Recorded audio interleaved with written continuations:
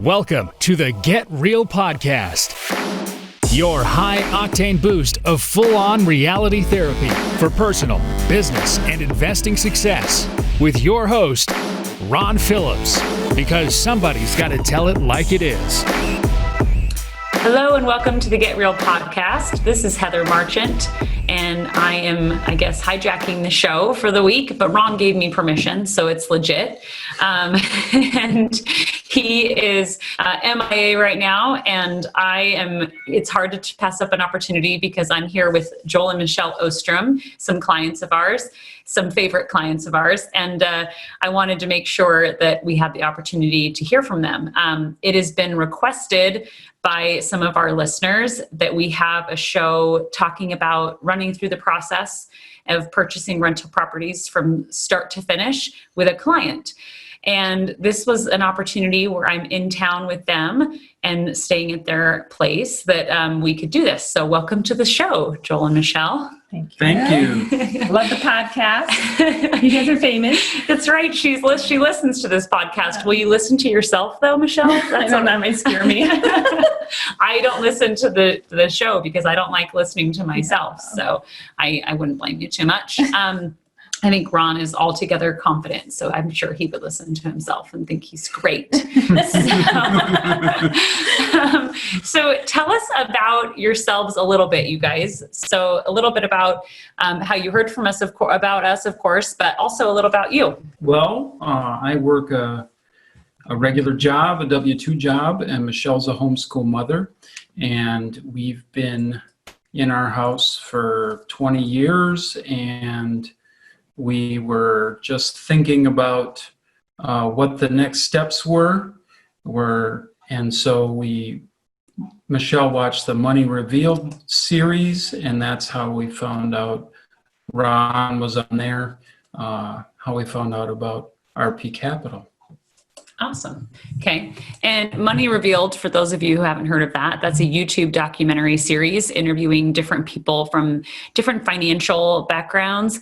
Real estate was one of the components, and Ron spoke to real estate as well, and rental properties and things like that. So we had a lot of clients learn about us from that series, and Ron legitimately felt more famous. Maybe, I don't know. It's kind of fun talking about him when he's not here. So Joel and Michelle, tell us a little bit about your mindset, I guess, coming into this, because I know that was something we talked a lot about with your background and what your concerns were in starting. I came back from a scarcity mindset. And with that mindset, you're kind of suspicious of everyone. And so my thoughts after hearing the Money Revealed was, oh, this sounds good, but is it legitimate? Is it a scam? Is there really a house that I'm buying? So I, first of all, did my due diligence, and I devoured everything on the RP Capital website. And then I even started following up on some of the guests that they have on that website. And they checked out well, as everything looked good. And so then I called, and I got someone on the phone who actually answered the phone and was very helpful. And the first thing they inquired was, do we have any assets? And we didn't have a lot of liquid assets, but we had equity in our home. And so through networks that they have, we were able to figure out the best way to pull equity from our home. And then also through the different accountants and professionals that they have, we were able to find the best strategy for us to also cash in some of our IRAs and be able to pull money from those. And then we had liquid cash that we could put into rental properties. Yeah, I love that perspective, because a lot of people don't think they can get into the real estate game, right? And I think sometimes I have a lot of people I talk to when it's their first purchase that will say things like, well, I'm not like your other clients. Like, I don't have a ton of money to work with. And I'm like, well, that's the cool part, is we help people who can buy one rental property, or we help you get a strategy to save for your first rental property, or we're helping you buy your 30th, 40th, it's very widespread, the people who can get into the real estate game. So it's not something that you have to, throw your hands up and say, it's not for me. So the concern about a scam, so how did you determine, like, what were your how did you figure out it wasn't a scam? Because you said you checked the website and you called in. How did you, I guess, get a level of comfort to move forward? I just asked a ton of questions. I went online, searched everything I could possibly find. I think when I started calling the secondary sources, people that were professionals that you had on your website that you had part of your network. Yeah. We also talked to our attorney, and he does some real estate himself, and he kind of asked a lot of questions to understand the model, and he encouraged us to do it. So that was kind of the one person in our network who said, yeah, I think you should buy property. Everybody else was like, it's too risky. What if something goes wrong? And there's like a zillion what ifs, and they all can just like keep you up at night and make life miserable. Yeah. But sooner or later, you either say, well, I stay where I'm at, or you take a little bit of risk, do your due diligence, and then pray really hard and go forward. Yeah. I mean, I think that's something that we shouldn't gloss over too, that there is the idea of if you don't move forward, you're staying where you are. Right. And what was, I guess was it retirement you guys were looking for, or were you looking to like supplement your income? Like what was the purpose? Why did you want to get into real estate? Well, Joel builds homes for a local company, and he hadn't had a raise since 2011. And our kids grew from preteens to now being teens and driving. Five children. Kids. Yeah, 5 great kids.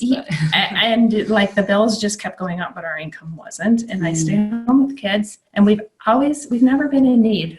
Ever, once. We've always been provided for, but it wasn't like we could, if I could go work at Walmart, I could drive a half an hour. We live in the sticks. I could drive a half an hour and earn $10, $12 an hour, but not be any further ahead, and then not live the family life that we want. So I just prayed, and I was like, Lord, you've got to show us something else if you want us to do it. And then this all came out, and it checked out, and then I was excited about it and ran with it. Yeah, I love that. I remember that you guys had a lot of mindset stuff that we slowly worked through. I don't feel like that's anything that you just kind of overnight are comfortable. Right. And I think a lot of that research and talking to people and asking people you trusted, right, is also really important, because I do agree that there's 1,000,001 people who will tell you it's the worst idea. Like my cousin's friend's brother, I have $1 for every time I've heard the horror stories of owning rental property, or out-of-state rental property, right? So there will be a bunch of people that will try to take you back a step, right? And from your goals. So, I mean, I know in our last episode, I talked about living in an RV for 2 months, and I can't count how most of my family members were like, are you crazy? And my sister, who I adore, is like, I would never, that would be so stressful, and trying to get everybody in the same space for so long, you're crazy, right? So I think you'll always have people in your life who will give you a reality check, but to follow your gut, follow, your faith, and follow what you feel is right for your family. And kind of, you'll have to sometimes just take what everyone tells you and then make your own decision, right? Yeah, we had to not tell some people because, I mean, they being good, well-meaning people would totally just shut you down. And it's already scary enough. You don't need to hear that. So we really were very selective in who we ended up sharing a plan with. Yeah, I think that's something, I guess, that everyone should expect. If you're going to invest in real estate or in anything, really, someone's going to tell you it's a bad idea. So I would love to talk a little bit about your experience, because you guys purchased 4 rental properties, right? Last year. Yeah, in the last year. And how many states? 3 states. 3 states, yeah. So you're a little more spread. Right. And how have things gone? Because this is the Get Real podcast. So we do get real, and we want to know the good, the bad, and the ugly. So tell us how it's been going. So 3 of the properties are doing quite well. The 4th one we have had significant challenges with. The rehab missed some things that we brought to their attention, and kind of were willing to stand behind some of it, not really others. And so we just reached out to Heather and said, this is what's going on. And we have been just so incredibly cared for in this situation. I mean, we still think it's completely our responsibility. We bought this house knowing that not every house is perfect. And so we feel like we need to make it work, however, but we have had incredible support and help through Heather and Ron. I think they've probably had a few meetings on our behalf. And just Heather's called the management company, the rehab company, and said, hey, we need to deal with this. What's the best resolution? Repeatedly, this has happened. And it is still being worked out. It has taken time, a lot of time and a lot of following on my part. I follow through, a lot of documentation. So it's not like this easy piece of cake, like you hand your money to a money manager and they just send you a report. It's not like that. But if you have a little time and if you can follow a process, like I didn't know the process, I didn't have to know all the steps. I just had to be asked the questions. And Heather and Ron's been helpful too.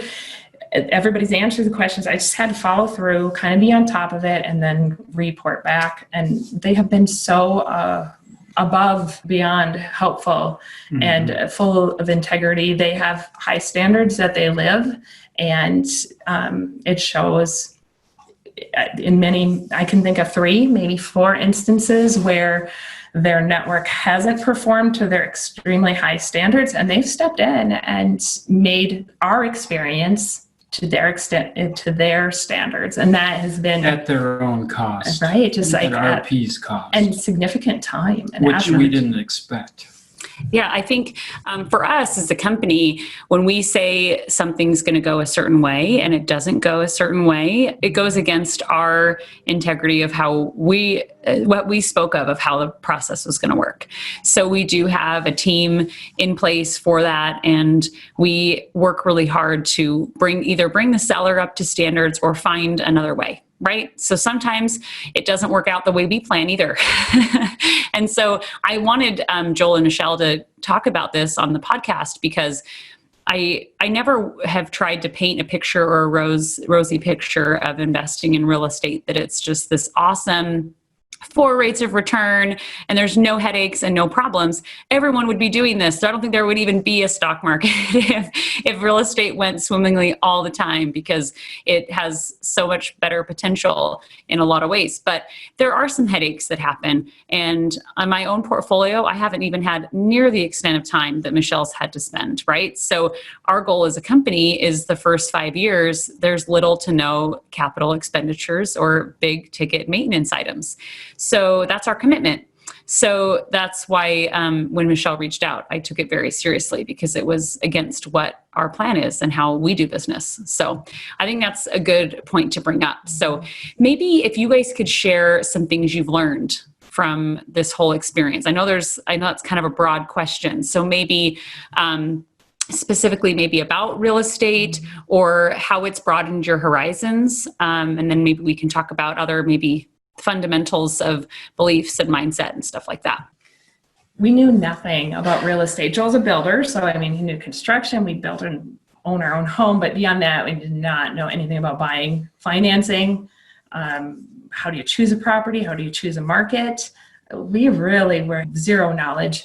And I think part of the reason we were so comfortable in buying multiple properties with RP Capital is just that they're so willing to teach and invest in answering all the questions. Yeah, the education. And just even if you go through just the stuff on the website, that you get a great education. And then from there, well, is this for me or is it not for me? And they mentioned a lot of things that I had never heard of. And so I'd kind of inquire a little bit more and I think, hey, this might fit for us.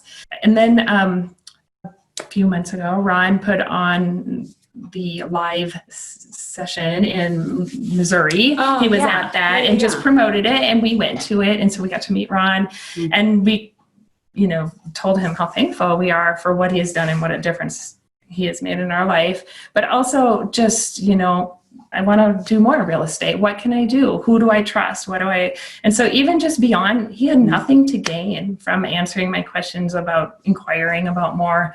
And he is just helpful, just like a good person. And like, same with Heather, they have invested in educating us as people, not just even like the financial part, like mindset. And I told Ron that tears came to my eyes, just that his integrity and standing behind what he says and the core values that you guys have laid out, seeing that happen was just a challenge to me. Like I was scared to go and do anything on my own because I had never seen anybody with that level of integrity. And then like, what if I don't have that level of integrity?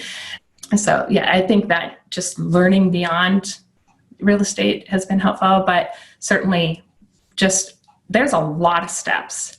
And one thing that Heather did when we first got our first property, I'm asking, okay, so now what do I do? Who calls next? Because after you talk to someone at RP and they realize that you are going to be able to be ready to buy a property, then we went with Heather and she showed us some properties and we chose one. But then we talked to the bank and financing. We talked to insurance companies. We talked to a closing company. All of these people, I didn't even know all those things had to happen. And so just you held our hand and helped us get through all those. And there was this flow chart. I think Heather knew my question. Yeah. She sent me this flow chart. I'm it's so ugly too. I just know who's going to call next. They've all just been great. Yeah, I made a really ugly flow chart that I sent out, but it does function. So a couple things that I pick up on in your comments that I think it may be helpful for those of you listening that are business owners is having someone that answers the phone, like a live person that answers versus going through a phone tree, especially for someone who's coming to your business maybe with a little bit of trepidation or concern or fear. To have a human body answering the phone, I think is really helpful. And we've talked about this a lot on the podcast, Ron and I have, but being customer focused and watching for your clients' growth and wanting them to grow beyond you. One thing, we did a little bit of some market study on a few clients where Ron called some really long-term clients of ours, like over 10 years. And we were kind of surprised to hear that they'd kind of outgrown us, that they'd kind of gone and done a lot of their own deals, and not all of them, but several of them. And it was really interesting because Ron's reaction to that kind of surprised me. He just said, well, it's really cool. Like that's pretty cool that they credited us for laying the foundation for them to be successful in a whole new strategy and business structure. And he said, kind of something we should look at as a company is how we can grow with our clients and, expand what we do. But he said, I'm not altogether sad, that we're allowing people to expand and grow. And so it's really not a big bummer because at the same time, those same people have referred other people who are starting out and, needing some guidance and some to build that foundation. So I think that is the core of who we are as a company and who we are as people at the company too, that we want to see people grow. And how cool is that? Like Ron has no financial gain really to encourage people to grow and do other deals. And yeah, he cares more about the person than getting one more contract from that person. But in the end, like you say, it comes back around because you probably get 3 clients from that or whatever. Exactly. So. Helping more people over the long run. Yeah. So a couple things that I know you've been doing, you've been kind of growing and doing other real estate deals. So tell us about what you've been learning lately. Yeah, there's a lot of programs out there that you can buy to learn more about real estate. And I really wanted to learn more about real estate. So when we met Ron in person, I asked him and he recommended a few and he just kind of gave some general guideline warnings. A lot of people are selling a lot of stuff. And so his advice was very helpful. So I bought Joe McCall's Simple Lease Option class, very intense, good. I learned a lot from that. So that's kind of just another way to grow. And there's a lot of programs out there, but I'm really interested in hearing what Ashley is learning in her wholesaling 101 class. Yeah, we were laughing about that last night when she was asking me, Ron mentioned Ashley doing this on the podcast. I want to know more information. Yeah. So Ashley, I know you're going to listen to this, so you can email Michelle and tell her more details. And tell us about your tax savings and how that's impacted your family.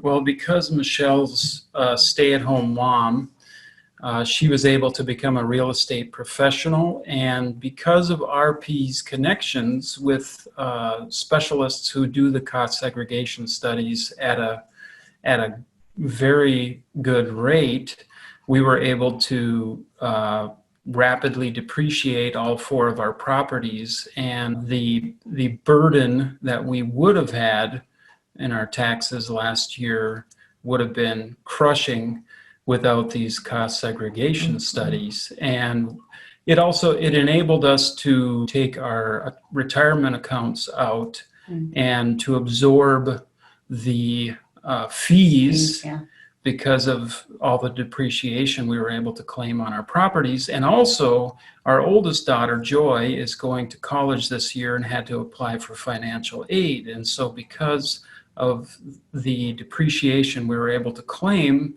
she got as much financial aid as was possible. So she's only paying $400 or $500 a semester instead of the alternative. So it's really been that whole piece of the puzzle has really helped us a lot. Yeah, the tax savings has a big deal. I want to say that some of my hesitations were on the very front end is taxes, legal issues, and the accounting. And RP Capital had in place all of the professionals that we could call, and they understood and study how investing in real estate can help you in these. So that was a barrier to me doing it on my own, or maybe even doing it at all. Just knowing that I wanted to make sure that we would not be sued and lose everything, or, our tax burden would become so much that it would be a loss in the end. And all of those things I didn't know how to start wading through before investing in real estate. And any one of those things could be such a big burden to prevent it. So just knowing that that's what they specialize in, they have people who are helpful on all levels, made us comfortable being able to go forward. Yeah. So business owners, I think one thing I hear in that too is having a comprehensive approach, right? It's so easy in a sales seat where I sit and say, oh, well, here guys, you have $100,000. Let's buy 4 houses, right? That's easy. But I saw, okay, well, you're taking money out of retirement accounts. We really should consider how you're going to cover those fees. And hey, what about the accountant? So I had a call yesterday with a gentleman doing a 1031 exchange. And similarly, I kept asking him all these questions, and I said, I'm really sorry, this probably feels like not related. I was saying, well, what does your wife do? Does she take a W-2? And does she, and asking a bunch of questions that all related to taxation. And in the end, I think it all came full circle and they understood. But I said, look, I like to have the full comprehensive view of what you're doing, because those little tweaks like that, I mean, they make all the difference. Having to pay taxes on, $100,000 versus getting all those tax savings to cover all of those taxes you have to pay. There's lots of things, lots of little small tweaks you can make, but none of them altogether, I don't think, are earth-shattering information. But if you don't know about them, so that's how I feel when Ron teaches me stuff. He's been my mentor. And so I go, man, I just have to pass this along to everybody else, because I didn't know that was possible. So cost segregation is magic. It helps that Michelle doesn't take a W-2. So the real estate professional piece is powerful, where you have no cap on your depreciation that you can take on your properties, which is awesome. So yeah, tell me. With the scarcity mindset, it's also kind of approaching financial decisions pessimistically. You wonder about unintended consequences, and without the network that RP Capital put us in connection with, the unintended consequences could have been dire for us. speaking about taxes and student financial aid and our medical insurance situation. So just the network capabilities has really been a super huge blessing for us. Yeah. I think we've talked about that on the podcast too, like leveraging your relationships to help your people, because we didn't gain anything from the tax accountant or even the cost segregation guy. Although this last cost segregation I did, he said, "Oh, it's free, Heather. You sent me so much business." So I guess in some way I've benefited, but we don't have any structure set up with them, right? We talked about that before, that it is a opportunity to allow everyone to grow together, right? Instead of looking at your business as self-interested and how you can benefit, it's how everyone can benefit, and looking for that. Because I think you have to have that mindset and look for opportunity where everyone can benefit. Otherwise, if you look for opportunity of how you and only you benefit, you'll find it. But it's not a fun way to live, you know? No. So, and Ron and I are going to talk about that on a future podcast too, of when you look at real estate deals and only looking for yourself benefiting and versus everyone benefiting, that there's a whole different opportunity there, where real estate in general, I feel like, is a how can I benefit world. So I know you guys are avid listeners of the podcast. Michelle brought me a list this morning. I was so grateful. Sometimes Ron and I like to know if people actually like hearing what we have to say about things, or different topics. But how has that impacted your learning? Because I know you've gained some relationships from the podcast. Yeah. Connections. Sometimes you'll have, like Jim Birch, the attorney, and how asset protection, a lot of really practical things that, I think a lot of questions are answered. You had Joe McBreen, a lender, on there, very helpful. Then a lot of core values, Sean McCloskey, and mindset and networking. And so just like the topics all relate to all of life, but also I think it's a great platform to learn about the model, the RP model. Although you don't talk a ton about what you do, but I don't know. It sounds boring to talk about what we do. I think you really, with the education piece, you really build up the people who take advantage of it. You pour into us what you've found, and the open-handedness of RP through the podcast and through the educational materials on the website.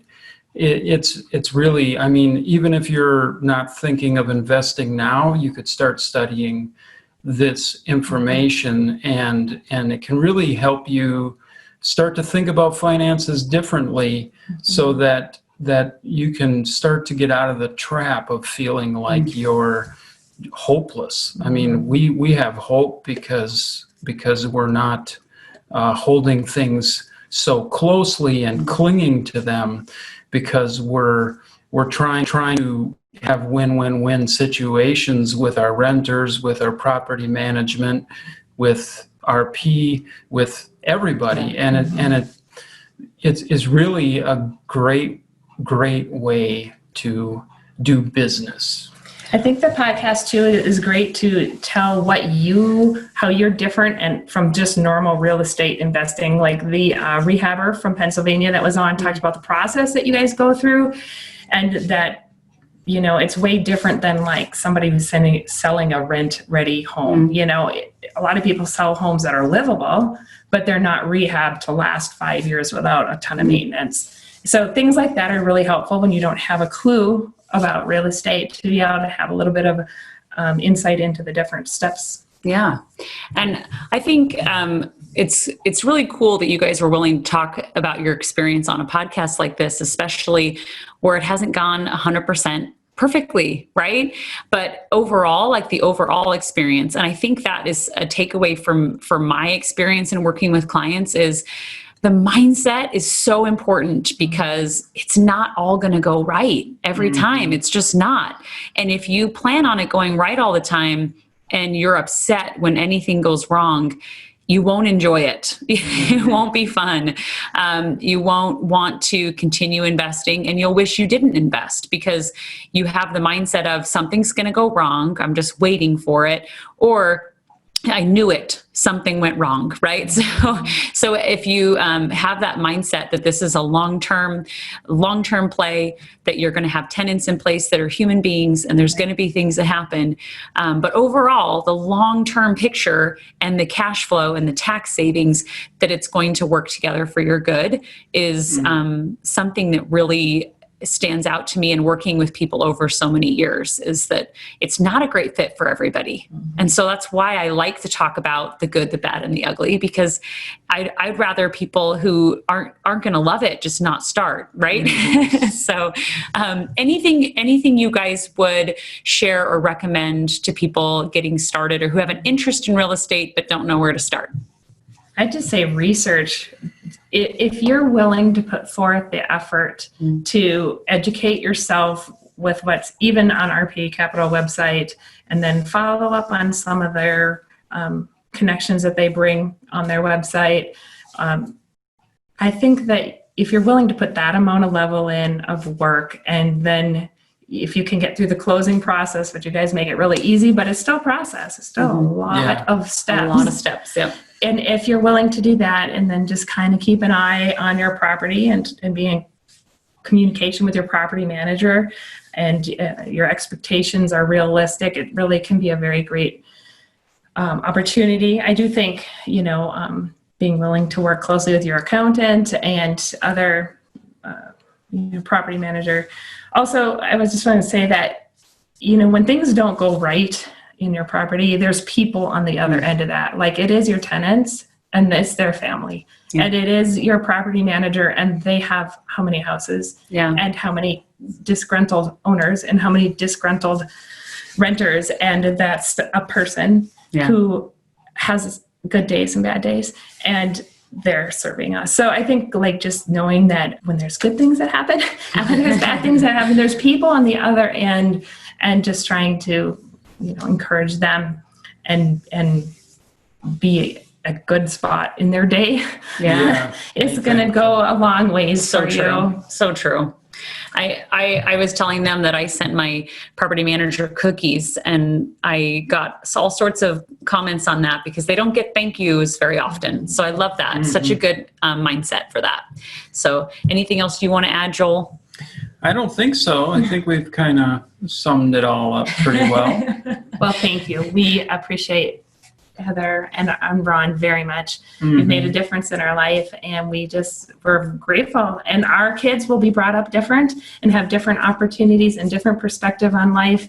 And so just think, there's generations that are going to be different because of the work and care you've put into investing us total strangers. So thank you. I don't feel like strangers anymore, which is really fun. And our kids have been playing together. And I think that's the beauty of it too, is working with people. I mean, I think what you said is so true, Michelle. I think if business owners have that perspective that who you serve or who you help and who offers you business, that they're people, that they're real people with lives, and that you impact long-term. So thank you for listening today, and hope you enjoy it without Ron's presence. Ron always brings some really good insights. So I'm sure he'll have some ideas of things he wish we would have talked about from this conversation. But thank you for listening. And if you liked it, please like the video, please subscribe. And we love written reviews on the podcast part. So we would love to have more of those, because they allow other people to hear about the podcast. So the written reviews are awesome. So you guys have a great day. Thanks for tuning in. And don't forget to